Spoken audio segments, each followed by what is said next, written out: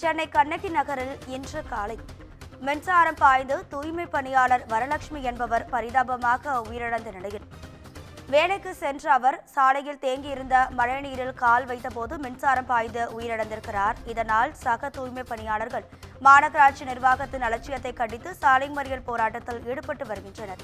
இது தொடர்பான கூடுதல் தகவல்களை நமது செய்தியாளர் பூபாலன் வழங்கிட கேட்கலாம். பூபாலன், வணக்கம். உங்க விரிவான தகவல். வணக்கம்.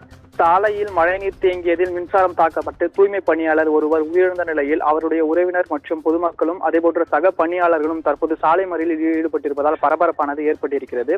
சென்னை பொறுத்தவரை நள்ளிரவு முதல் விடியற்காலை வரை தொடர் கனமழையானது பெய்து வந்தது. இந்த மழையின் காரணமாக முக்கிய பகுதியில் மழை நீரானது தேங்கி குளம் போன்று காட்சியளித்து வந்தது நிலையில் பொதுமக்களும் வாகன ஓட்டிகளும் இதனால் தொடர்ந்து அவதி உற்று வந்தனர்.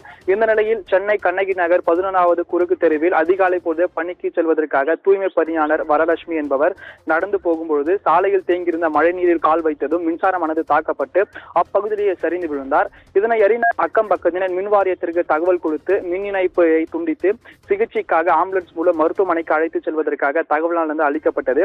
அதன் அடிப்படையில் சம்பவ இடத்திற்கு வந்த ஆம்புலன்ஸில் அதில் இருந்த மருத்துவர்கள் பெண்மணியை பரிசோதித்ததில் சம்பவ இடத்திலே அப்பெண்மணி உயிரிழந்தது என்று தெரிய வந்தது. இச்சம்பவம் குறித்து தகவல் அறிந்து வந்த காவல்துறை உடலை கைப்பற்றி பிரேத பரிசோதனைக்காக அனுப்பி வைத்துவிட்டு கண்ணகி நகர் போலீசார் மின்சாரம் தாக்கப்பட்டது குறித்து விசாரணையை மேற்கொண்டு வந்தனர். இந்த நிலையில் உயிரிழந்த பெண்மணி, உறவினர்கள் மற்றும் பொதுமக்கள் என 50க்கும் மேற்பட்டோர் அப்பகுதியில் சாலை மறியலில் தற்போது ஈடுபட்டு வருவதால் அப்பகுதியில் பரபரப்பானது ஏற்பட்டிருக்கிறது. இச்சம்பவம் குறித்து தகவல் அறிந்து வந்த காவல்துறையினர் சாலை மறியலில் ஈடுபட்டவருடன் பேச்சுவார்த்தையை நடத்தி வருகின்றனர். குறிப்பாக உறவினர்கள் மின்சாரமானது எப்படி மழை நீரில் பாய்ந்தது, இதனால் பரிதாபமாக ஒரு உயிரிழந்து விட்டது என்று தொடர்ந்து சராமரியாக போலீசாரிடம் கேள்வி எழுப்பி வந்த நிலையில் தற்போது மேலும் அந்த பகுதியில் பரபரப்பானது நீடித்து வருகிறது. உங்க தகவல்களுக்கு நன்றி பூபாலன்.